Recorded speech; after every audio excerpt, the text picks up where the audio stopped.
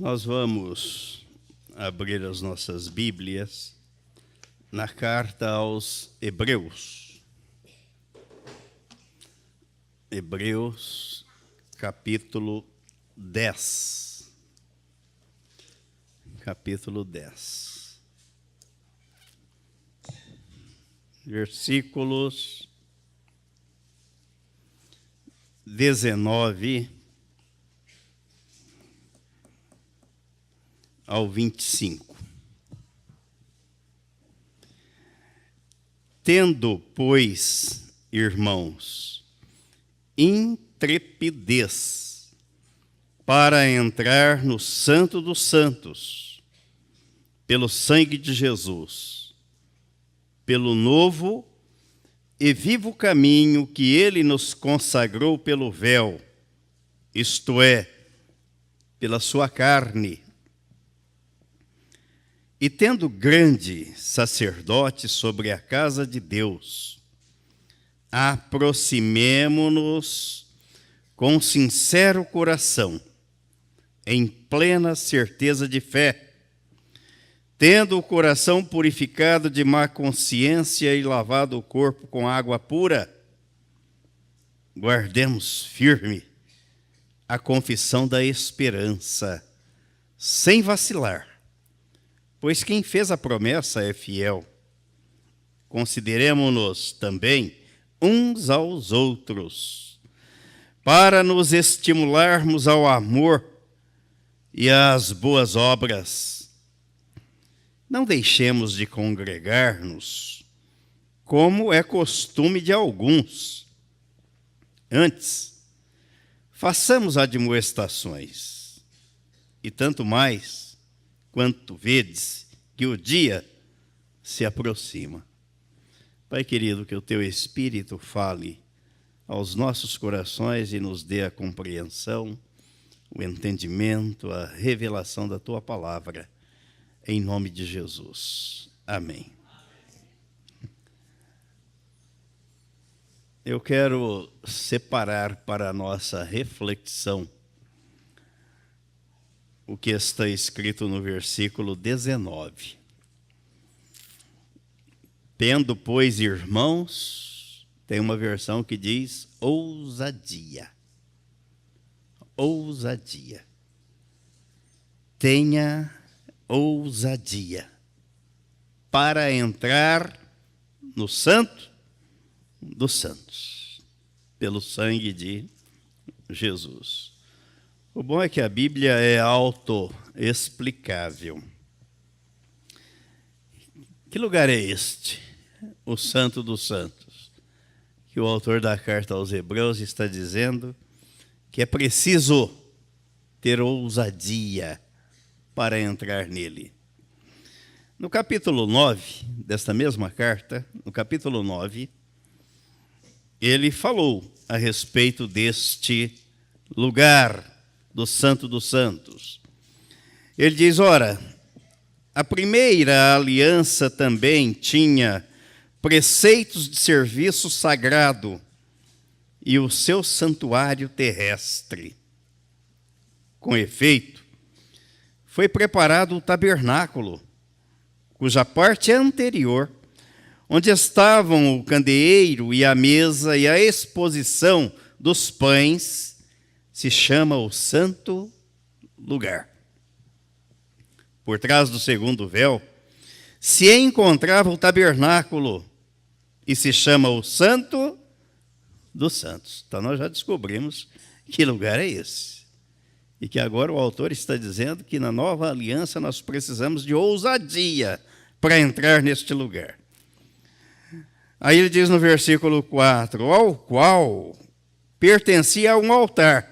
No Santo dos Santos havia um altar de ouro para o incenso e a arca da aliança totalmente coberta de ouro, na qual estava uma urna de ouro contendo o maná, o bordão de Arão que floresceu e as tábuas da aliança.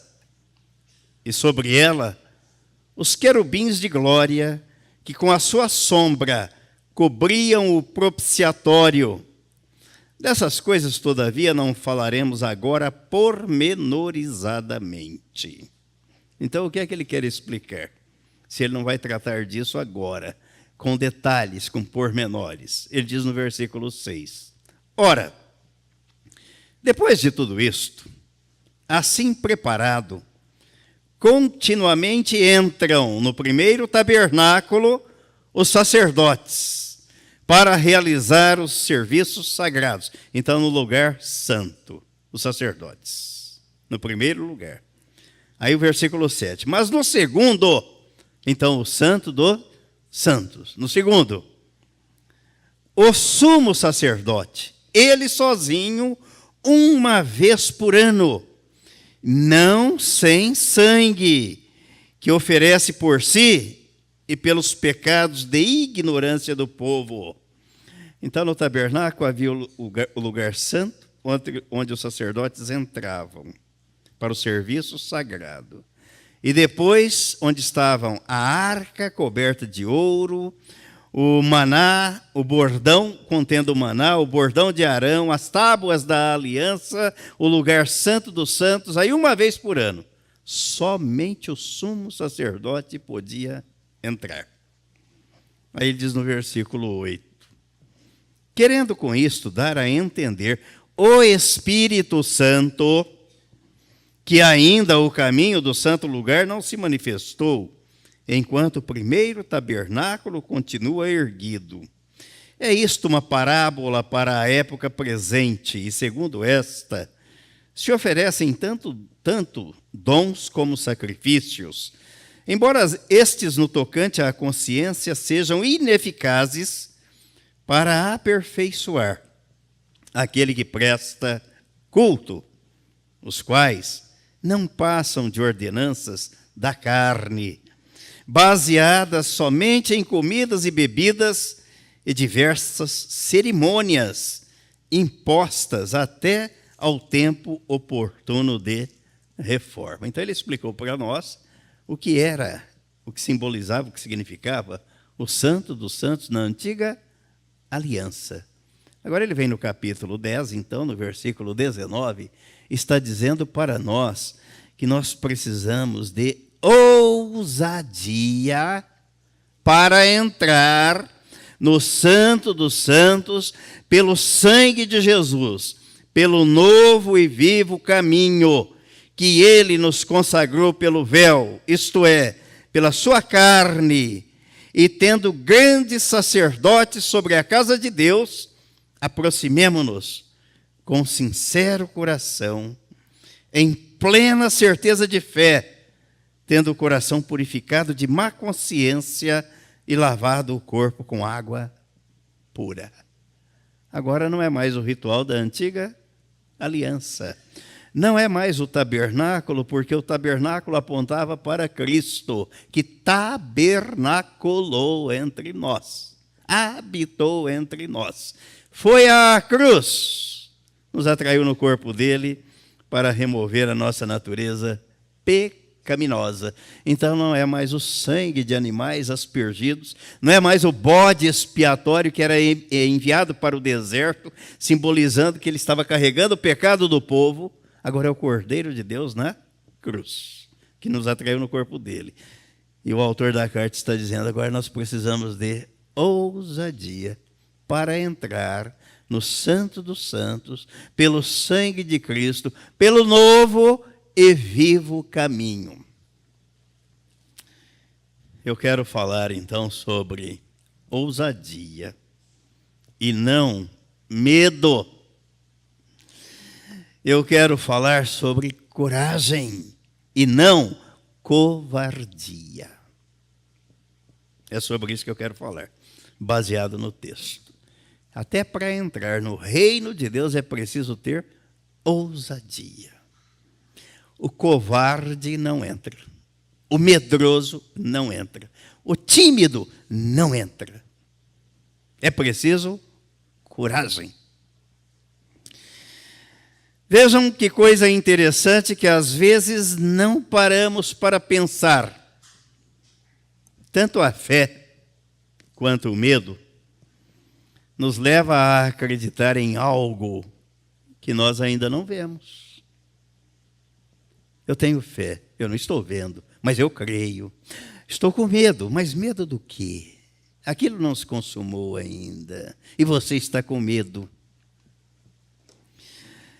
Se nós pudermos escolher, devemos escolher a fé e não o medo. Porque a fé é a capacidade de ver o invisível, entrar pelo Santo dos Santos, pelo novo e vivo caminho. E isso nos permite receber o que muitos podem achar ser impossível. Ah, mas isso é impossível. Mas o meu Deus, o Deus da Bíblia, diz que para ele não há nada impossível. Nada. Não, mas isso é para ele. Não, para mim também. Ele diz para mim que todas as coisas eu posso nele. Ele não conhece o impossível. Nós limitamos as possibilidades. Nós. Enquanto a fé gera certeza, convicção e confiança, o medo gera inquietação, preocupação, ansiedade e depressão. Já tinha pensado nisso? Isso é real, é realidade, nós convivemos com isso. Estou tratando de coisas reais. Faça a opção pela fé ao invés do medo. O cristão vive pela fé e não com medo. Ousadia para entrar no Santo dos Santos. Quer seja a fé ou o medo, ambas trarão repercussões sobre o nosso corpo físico. Estamos estudando espírito, alma e corpo. Então é recomendável o exercício da fé para uma boa saúde espiritual, física e mental. O processo de crescimento espiritual não ocorre no medo. Estou com tanto medo, mas estou crescendo na graça e no conhecimento de Jesus Cristo. É um antagonismo, não é? Peraí, tem alguma coisa aí que parece que não confere. É uma contradição. Ai, tem tanto medo, mas eu estou crescendo. Não, não está crescendo. Você está encolhendo. O processo de crescimento espiritual se dá na fé, que é gerada pela palavra. Se você trocar o paradigma do medo pela fé, verá que isso trará uma repercussão na sua mente e no seu corpo. O autor da carta aos Hebreus está dizendo que devemos ter coragem, ousadia, intrepidez para entrar no Santo dos Santos pelo novo e vivo caminho consagrado por Jesus para termos acesso ao trono da graça de Deus. Não é com medo, com timidez que chegaremos ao trono diante de Deus para sermos recebidos por Ele através das nossas orações. Não é com medo, é com coragem, com ousadia. Vamos ver aqui o capítulo 4 desta mesma carta aos Hebreus. Capítulo 4, o que é que ele vai dizer a respeito desse fato?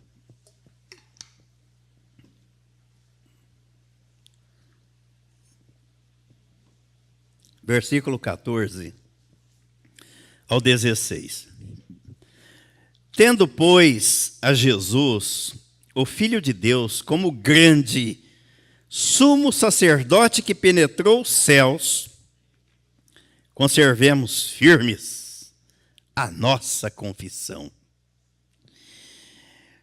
É com firmeza, hein? Ousadia, firmeza. Porque não temos sumo sacerdote que não possa compadecer-se das nossas fraquezas. Antes, foi ele tentado em todas as coisas, à nossa semelhança, mas sem pecado. Acheguemo-nos, portanto, confiadamente. Ele não está dizendo assim, olha, compareça diante dele com certo receio, com timidez, desconfiado, com medo, para ver se de repente pode ser que ele receba a sua oração ou não. Ele está dizendo, acheguemo-nos, portanto, confiadamente junto ao trono da graça, a fim de recebermos misericórdia e acharmos graça para socorro em ocasião oportuna. Senhor, tu estás assentado diante do trono. Está me fazendo lembrar aqui agora Estevão, quando estava sendo apedrejado. Ergueu os olhos para o céu, quem é que ele viu? Quem ele viu? Jesus, assentado à destra do Pai. É assim. Isso é pela fé. É com ousadia. Não é pelo medo. Não é com medo. Não é com timidez. Não é com vergonha. Escrevendo ao jovem Timóteo, o apóstolo Paulo fez as seguintes observações. Segunda carta. Timóteo, segunda carta. Capítulo 1. Capítulo 1. A partir do versículo 3. Dou graças a Deus, a quem desde os meus antepassados sirvo com consciência pura, porque sem cessar me lembro de ti nas minhas orações noite e dia.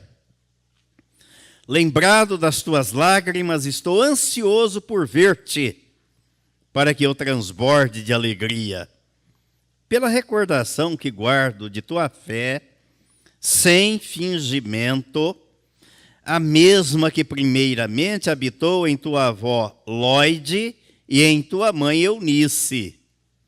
E estou certo de que também em ti. Olha o evangelho de fé em fé, ó. Da avó para a mãe, da mãe para o filho, daí para o neto e vai passando. Por esta razão, pois, te admoesto que reavives o dom de Deus que há em ti, pela imposição das minhas mãos. Eu quero que você guarde, marque, sublinhe, anote este versículo 7. Porque Deus não nos tem dado espírito de covardia, mas de poder, de amor e de moderação. Por que você deve anotar isso? Porque nos embates do dia a dia na vida, você deve se lembrar disso. A Bíblia registra que Deus me chamou para que eu seja uma pessoa ousada, confiante e não medrosa. Ele me deu espírito de poder, de amor e de moderação. Não de medo, não de timidez, não de covardia. Ninguém entra no reino de Deus assim. E filho de Deus não tem essas características. É o que está escrito na Bíblia. Não é nada novo aqui, ninguém está inventando nada. Nós é que não nos damos conta do que está escrito aqui e daquilo que somos diante de Deus e que Deus fez por nós em Cristo. Nós é que não damos conta disso. Ignoramos isso. Achamos que não é bem assim. Temos algo poderoso chamado Espírito Santo. Gente, isso é tão sério, mas tão sério. A minha mulher está ali como testemunha, coisa simples, simples do dia a dia. Por exemplo, onde é que eu pus a chave? Não acho a chave. Espírito Santo, o senhor me mostra. É simples, não é? Fala, mas isso é coisa à toa. Mas é Ele que está comigo. Ele mostra. Ele mostra. É experiência, você tem que viver isso dia a dia. Ah, mas pastor, isso é coisa... Pois é, mas é nas pequenas e nas grandes coisas. Ele está ali. Espírito Santo, eu estou sentindo um mal-estar, uma dor. O que é? O que está acontecendo? O senhor me mostra? Ele mostra. É isso. Você comeu isso, você fez assim, você não podia ter feito aquilo. Ele mostra. É o relacionamento com Ele ali, ó, no tete a tete, no dia a dia. Ele é o meu guia, Ele é o meu companheiro, meu amigo, meu ajudador, meu consolador, meu orientador. É Ele, o Espírito Santo. E Jesus o entregou à igreja, delegou a Ele poderes à igreja. Então a pergunta que fica é: ter medo do quê? Medo ou fé?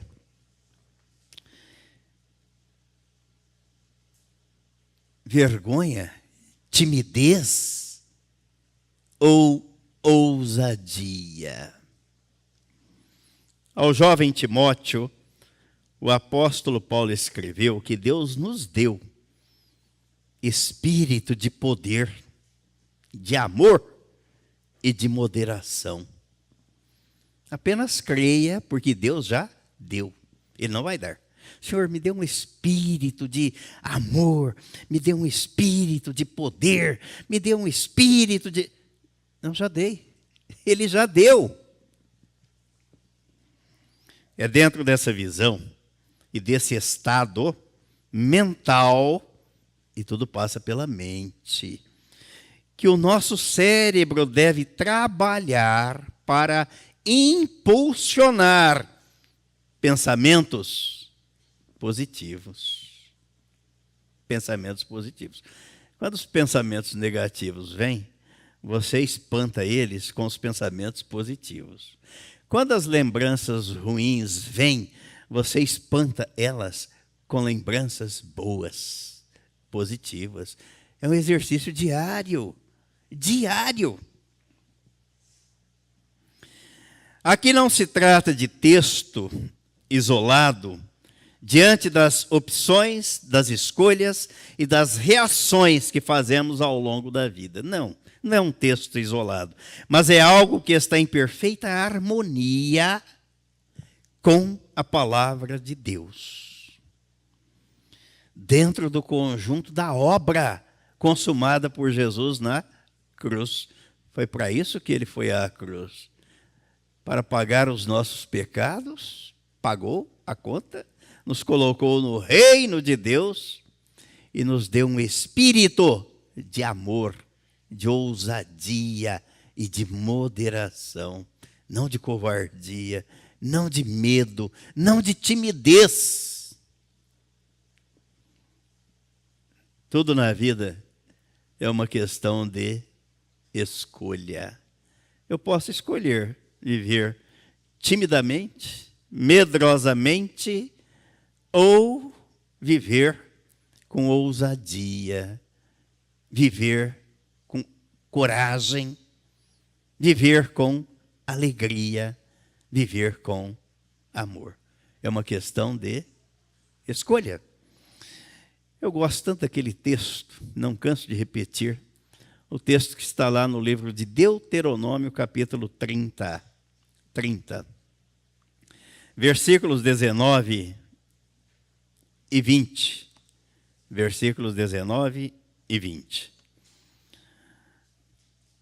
Os céus e a terra tomo hoje por testemunhas contra ti, que te propus a vida e a morte, a bênção e a maldição. Escolhe, pois, a vida, para que vivas tu e a tua descendência, amando o Senhor teu Deus, dando ouvidos à sua voz e apegando-te a Ele, pois disto depende a tua vida e a tua longevidade, para que habites na terra que o Senhor, sob juramento, prometeu dar a teus pais Abraão, Isaque e Jacó. Quem é que fez a proposta? Os céus. Tinha poucas testemunhas, não é? Poucas testemunhas. O céu e a terra. Só como testemunhas da proposta. Eu te proponho o quê? A vida. E a vida é Cristo. Ele diz que ele é a vida. Eu sou o caminho, a verdade e a vida. E ninguém vem ao Pai senão por mim. Então Deus estava propondo, escolhe Cristo. Propõe a vida e a morte, a bênção e a maldição. Escolhe, pois, a vida. E a proposta aqui não é só para você. Ele está dizendo, para que vivas tu e a tua descendência.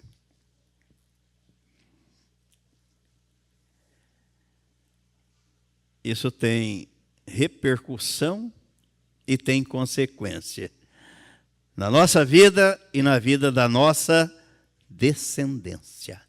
As escolhas que nós fazemos. As escolhas que nós fazemos repercutirão na vida dos nossos descendentes. Consequentemente, herdamos dos nossos pais. Mas o que é gostoso é que tudo isso você quebra, você corta, você interrompe quando não é algo bom ou não é algo que faça bem. Você pode quebrar o ciclo, interromper o padrão. Quando lemos, ouvimos e pensamos, o nosso cérebro recebe a mensagem enviada pela mente que vai refletir no nosso corpo. Isto significa que os pensamentos, as emoções, são transformados em efeitos espirituais e fisiológicos que redundarão em experiências arrebatadoras e transformadoras no espírito, na alma e no corpo. Deus está sugerindo que façamos escolhas. Escolhe, pois, a vida, para que vivas tu e a tua descendência. O Senhor quer que isso seja não apenas para nós, mas que a nossa descendência também viva feliz, alegre, com leveza de espírito, de alma e de corpo. As escolhas que fazemos hoje não apenas impactam a nossa vida, mas vai impactar a vida das próximas gerações.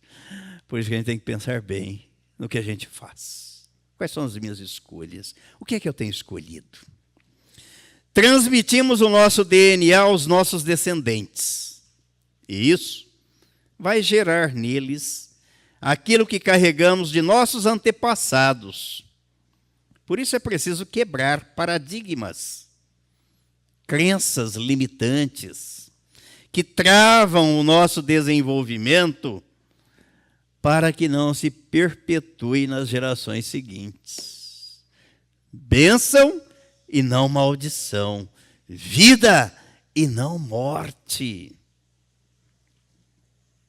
A vida terrena é curta para ser vivida, presa à infelicidade. Deus quer que sejamos felizes. O Senhor Jesus proclamou o Sermão da Montanha e elencou ali a base da felicidade. Se observarmos, por toda a Bíblia, ela é o livro que nos convida e mostra o caminho da felicidade. Olha Deus dizendo, escolhe a vida. Cristo é a vida. Não é uma forma de viver, não é um modelo de vida.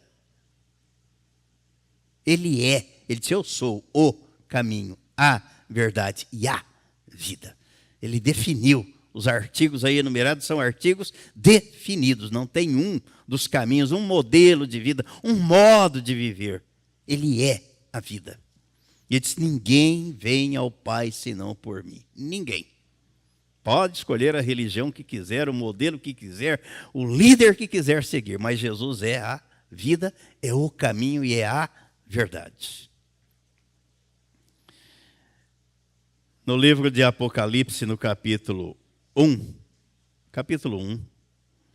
no versículo 3, falando a João na ilha de Pátimos, Jesus mandou João escrever o que está aqui registrado. Apocalipse, capítulo 1, versículo 3. Ele diz: bem-aventurados os que leem, bem como os que ouvem as palavras desta profecia e obedecem às orientações que nela estão escritas. Porquanto o tempo destes eventos está às portas. Felizes aqui os que leem, os que ouvem e os que obedecem a palavra de Deus. Esses são felizes. Se não ler, se não ouvir e se não obedecer, não pode haver felicidade. Pode haver momentos alegres, prazerosos, mas não haverá felicidade, porque a felicidade passa pela palavra de Deus. Com medo e covardia, ninguém pode ser feliz, nem nesta vida e nem no porvir. Logo, é preciso ousadia, coragem, até para a salvação. Tenhamos, pois, irmãos, ousadia para entrar no Santo dos Santos. Sem ousadia ninguém entra. Nossas escolhas, ações e reações podem ser controladas. Depende da gente. Depende de mim e depende de você. Deus implantou em nós o princípio. Vou mencionar algumas palavras aqui, mas elas não são novidade. Nós é que ignoramos às vezes. Elas estão na Bíblia. Deus implantou em nós o princípio do funcionamento da neurogênese, ou seja, as novas células nervosas que são geradas a cada dia, todos os dias, para o nosso bem, para a nossa saúde espiritual, para a nossa saúde física e para a nossa saúde mental. E Deus começa fazendo isso todos os dias, a cada manhã. Livro das Lamentações de Jeremias, Lamentações, capítulo 3, versículos 22 e 23. Às vezes a gente lê, ouve e não dá a dimensão que o texto quer nos mostrar. Lamentações, capítulo 3, versículos 22 e 23. As misericórdias do Senhor são a causa de não sermos consumidos, porque as suas misericórdias não têm fim, renovam-se cada manhã, grande é a tua fidelidade. Então o próprio Deus renova, trabalha num processo de renovação a cada manhã, das misericórdias dele sobre as nossas vidas. A nossa configuração padrão foi projetada por Deus para fazermos boas escolhas. Assim, nossas ações e reações, boas ou ruins, são geradas pelas escolhas que fazemos. E elas também podem ser controladas. É só parar para pensar um pouquinho diante das situações da vida. Agimos ou reagimos. Mas a escolha da ação ou da reação é nossa. Nosso cérebro é neuroplástico, daí a neuroplasticidade, e está em constante transformação, mudança, transformação, renovação, todos os dias, todos os instantes. Daí a pergunta: ter medo ou ter fé? O que é que vai nos trazer benefício? O medo ou a fé? Isto faz sentido e vemos que não é sem razão que o apóstolo Paulo diz que nós precisamos estar em constante transformação pela renovação da nossa mente. Romanos capítulo 12, versículos 1 e 2. Ele diz: rogo-vos, pois, irmãos, pelas misericórdias de Deus, que apresenteis o vosso corpo por sacrifício vivo, santo e agradável a Deus, que é o vosso culto racional. E não vos conformeis com este século, mas transformai-vos pela renovação da vossa mente, para que experimenteis qual seja a boa, agradável e perfeita vontade de Deus. Não é andar de acordo com o curso do mundo. Não é estar conformado com o mundo. Não, o mundo é assim, a vida é assim, as pessoas são assim. Opa, espera aí. Deus não me deu espírito de medo, de covardia, mas Ele me deu um espírito de amor, de fé, de confiança. Eu já sou mais do que vencedor por meio de Cristo Jesus. Eu posso todas as coisas nele. E Deus não conhece o impossível. E Ele renova as suas misericórdias a cada manhã. E eu não vou passar pelo processo de renovação da minha mente todos os dias. Vou ficar com a mentalidade atrasada, desatualizada. A transformação de cada um se dá pela renovação da mente.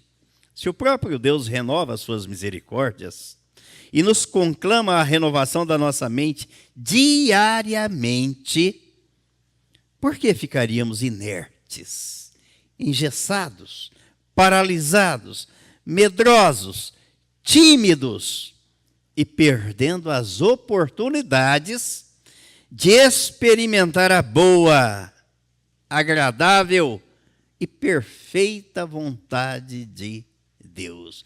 O quanto a gente perde se não nos posicionarmos no processo de renovação da mente diariamente. Eu quero saber o que Deus preparou para mim. Ele já preparou. Mas eu tenho que renovar a minha mente para experimentar. Senão, eu não experimentarei. Precisamos corrigir a nossa mente e renová-la a cada manhã. Assim como o Senhor faz com as suas misericórdias. Alguém escreveu que depois de Deus, a força mais poderosa que existe está dentro da nossa cabeça. E é algo chamado cérebro. E é a mente que comanda o cérebro. Comanda o corpo e faz as escolhas. Porque primeiro eu penso, verbalizo, materializo e executo. É um processo.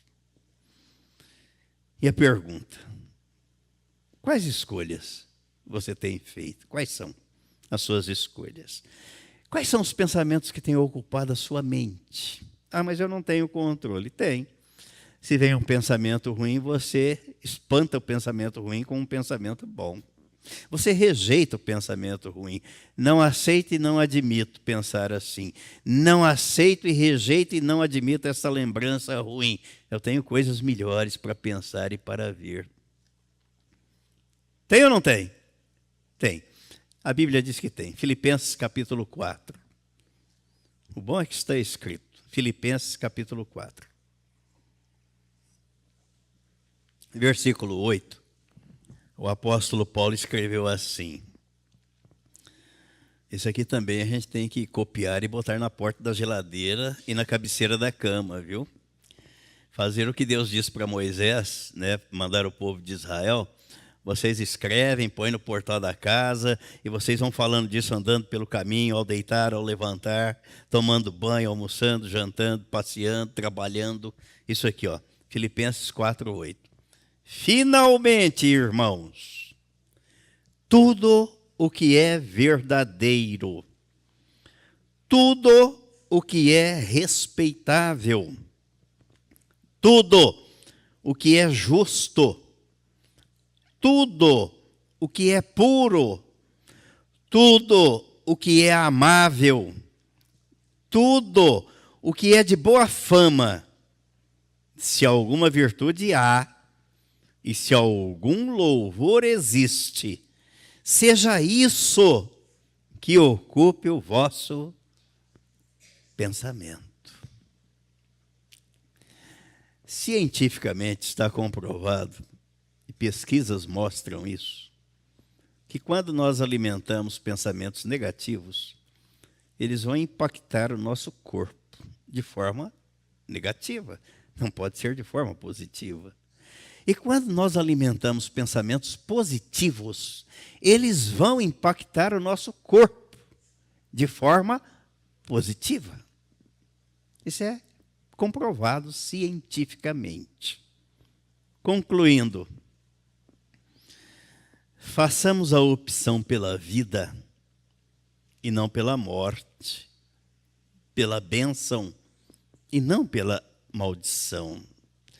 É preciso coragem e não medo, ousadia e não covardia. A Bíblia diz que o lugar dos medrosos, dos tímidos e dos covardes não será na eternidade com Deus. Apocalipse, capítulo 21. Apocalipse, capítulo 21. Versículo 1 até o 8. Ele diz: eu vi novo céu e nova terra, pois o primeiro céu e a primeira terra passaram, e o mar já não existe. Vi também a cidade santa, a nova Jerusalém, que descia do céu, da parte de Deus, ataviada como noiva adornada para o seu esposo. Então ouvi grande voz, vinda do trono, dizendo: eis o tabernáculo de Deus com os homens.